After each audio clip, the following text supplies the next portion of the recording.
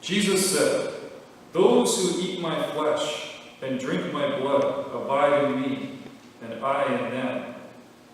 Just as the living Father sent me, and I live because of the Father, so whoever eats me will live because of me. This is the bread that came down from heaven, not like that which your ancestors ate, and they died. But the one who eats this bread will live forever." He said these things while he was teaching in the synagogue at Capernaum. When many of his disciples heard it, they said, "This teaching is difficult. Who can accept it?" But Jesus, being aware that his disciples were complaining about it, said to them, "Does this offend you? Then what if you were to see the Son of Man ascending to where he was before? It is the Spirit that gives life. The flesh is useless. The words that I have spoken to you are spirit and life. But among you there are some who do not believe." For Jesus knew from the first who were the ones that did not believe, and who was the one that would betray him. And he said, "For this reason I have told you that no one can come to me unless it is granted by the Father." Because of this, many of his disciples turned back and no longer went about with him. So Jesus asked the 12, "Do you also wish to go away?" Simon Peter answered him, "Lord, to whom can we go? You have the words of eternal life. We have come to believe and know that you are the Holy One of God." This is the gospel of Christ. Praise be to thee, O Christ. Father, Son, and Holy Spirit. Amen.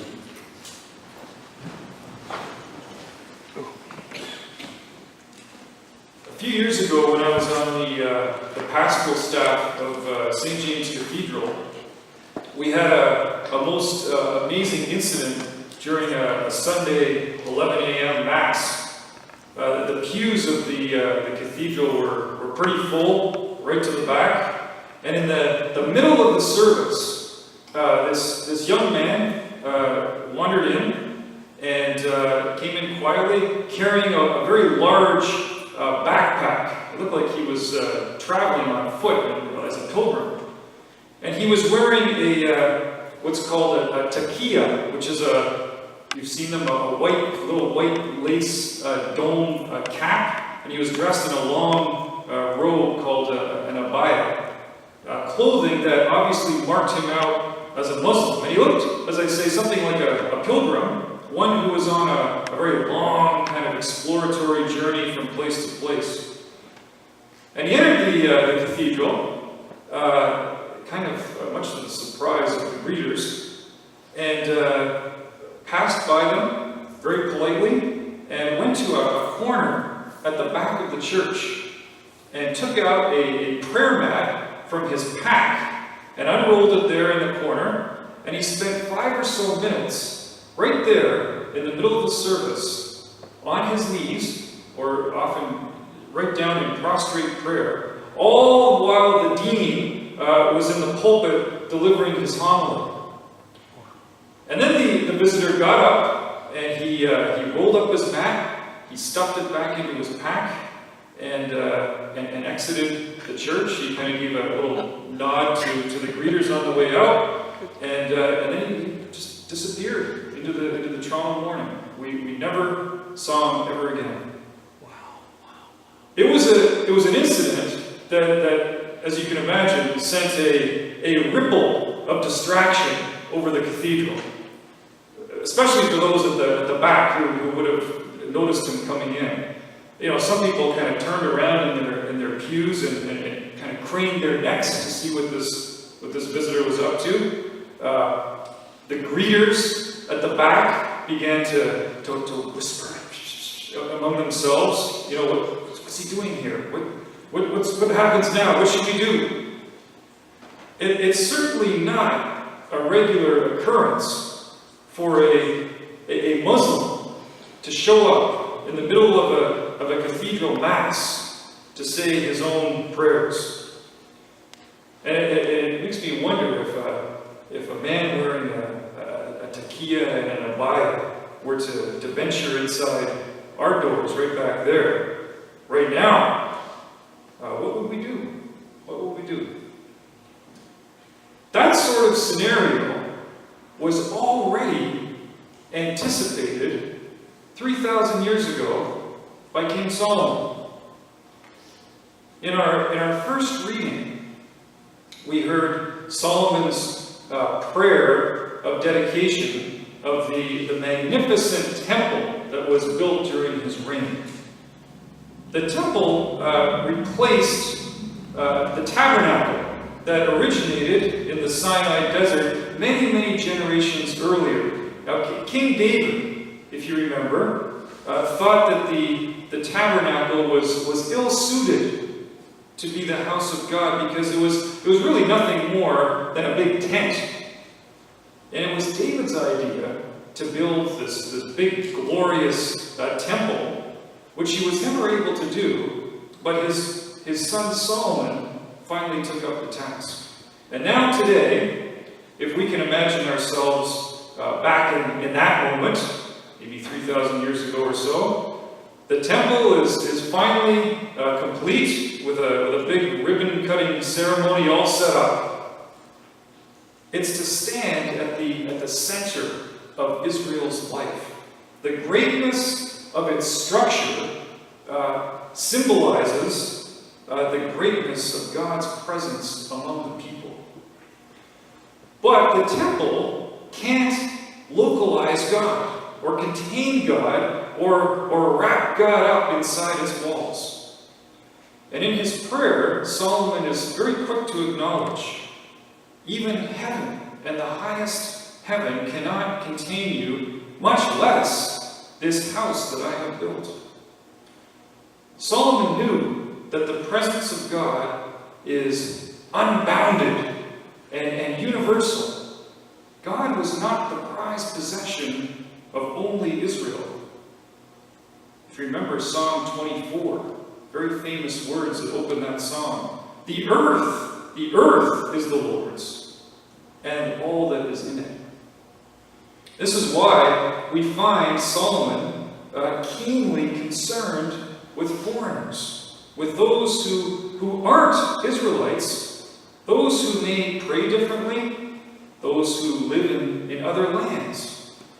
Solomon knows that the presence of God overflows in abundance from the temple to every corner of the world, and even beyond that. God's presence touches and impacts and shapes people's lives everywhere, regardless of what their faith tradition might be. And for that reason, Solomon wants all visitors from distant lands to be welcome at the temple. Of course, they won't be Jews, they'll be foreigners. But that doesn't deter Solomon. Listen to his prayer. When a foreigner comes and prays toward this house, then hear in heaven your dwelling place and do according to all that the foreigner calls to you, so that all the peoples of the earth may know your name. Solomon wanted to welcome the foreigner. So, for instance, a Zoroastrian from Persia who might visit Jerusalem because of word of the greatness of Israel's God, that Zoroastrian would be welcome at the temple. Those coming from even further east, beyond the Indus River, those who, by today's definition, would practice a form of Hinduism, Solomon wanted them to be welcome at the temple to pray. He wanted the temple to be a place where any and every person, regardless of their place of origin, could pray to God. So, when that, back to my story about the cathedral and that man that walked in, when that Muslim pilgrim set foot in St. James Cathedral to pray, I think that was a glimpse in our day of exactly what Solomon was imagining. Now, you might be able to anticipate some objections to this. What if they're not praying to the God of Abraham and Isaac and Jacob, the God who we believe assumed the fullness of our human nature in the person of Jesus of Nazareth? How can we welcome others of different faith traditions into our very midst when their God is not our God? Now, those are questions, I think, that need to be asked and heard. And in response, what I would say is I think we need to acknowledge that too often Christians have assumed that other religious traditions are utterly foreign to Christian faith. They're denigrated as pagan, even dangerous, with nothing much to teach us that we don't already know more deeply and more fully. And I think that's shutting the door on dialogue and learning. What I've discovered is that other religious traditions actually do have a lot to teach us, even about our own Christian faith. And it's too easy to assume that Muslims and Christians can't pray to the same God, or that Hindu theology has absolutely no points of contact with Christian faith. The connections are there, and if we take Solomon's vision seriously, I think we're obliged to uncover them. How? Well, I don't think it means running off to the U of T and taking a whole bunch of courses in comparative religion. Maybe. But I think that really the short answer is that we need to build friendships with people of other faiths, to talk to them, to share, to learn from them as they might learn from us.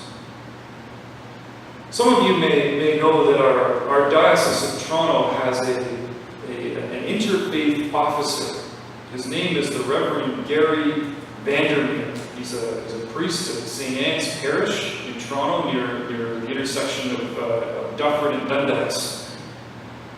And part of Gary's mandate as the diocesan interfaith officer is to encourage parishes in our diocese to reach out to other faith communities nearby, to build friendships, and to learn about our commonalities. And yes, there are commonalities. Did you know, for instance, that Sikhs practice baptism? How many knew that? Sikhs practice baptism. That can be a very real point of connection with Christians.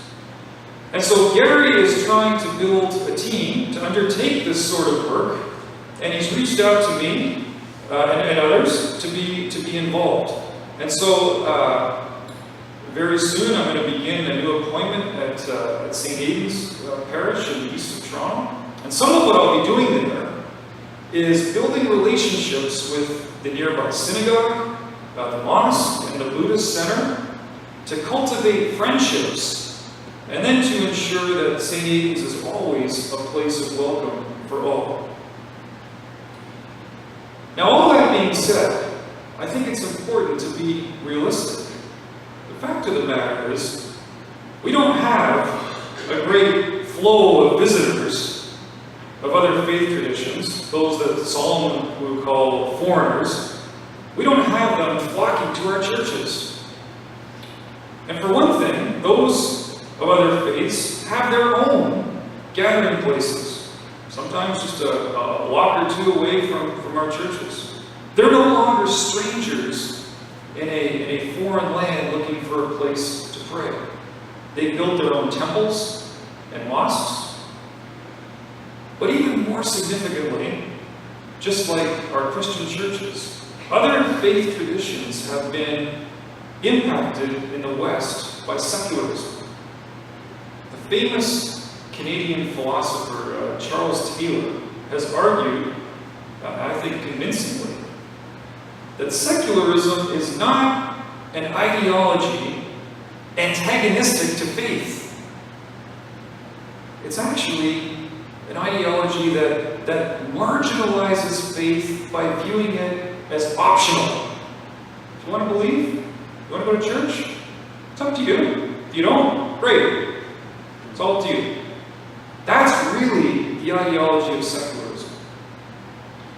And it's increasingly common for millennials and for people of my generation, Generation X, to opt out of their family tradition, their family faith tradition, or if they're not going to do that, then they're going to very loosely embrace it as nothing more than a mark of ethnicity or culture. Christians in particular, and we all know this, have had a hard time keeping younger folks connected to the church. Growing numbers are no longer inclined to set foot inside our church buildings. And I think a major reason is because following the way of Jesus is not attractive. It's not attractive. It's hard, confusing, which is exactly how Jesus' earliest followers felt. That's what we learn in today's gospel. Christians from the very beginning have believed some pretty astounding things. We believe that the bread and the wine of the Eucharist, the simple food that we share, is somehow the body and blood of Christ, and that eating it nourishes us with eternal life. We believe that this bread is the very life and power of God. It is the enduring promise of Emmanuel, God with us. We believe that sharing this bread among ourselves inspires us to share all that we have and are with all those around us, especially those in need. It's simple, yet profound. In Jesus' day, his followers said, "This teaching is difficult. Who can accept it?" Today in our own churches, we find it hard to get our heads around the fact that we're consuming more than just bread and wine. We are taking into ourselves Jesus' own body, his blood, so that his life might become our life. And what is his life? Well, it's a life snuffed out by political power. A life that leads us into the heart of a dark world. A life that culminates in crucifixion. The way of Jesus does not promise comfort and accomplishment, despite the efforts of some preachers you might see on the TV to turn it into that. It's rather a life of participation in the wounds of the world. For that very suffering is what Jesus endured in his wounded body, with humiliating beatings and nails piercing through his hands and feet. Why would anyone sign up for this? Is it any wonder that Jesus' earliest followers, even those who walked and talked with him, reacted in the way they did? This teaching is difficult. Who can accept it? If Christians have a hard time coming to terms with a crucified God, what will our response be to those who may show up unannounced in our churches, perhaps even here at Christ Church, to pray to that very God? Where does that leave us? It leaves us, I think, in a very sobering posture of prayer. Just as the conclusion to our reading from the letter to the Ephesians reminds us. Pray, we are instructed, in the Spirit at all times. We must pray for ourselves and for each other, that we might persevere in the faith handed down to us. That faith is the very faith of Solomon, who knew that God's presence permeated the whole world, even to the darkest places.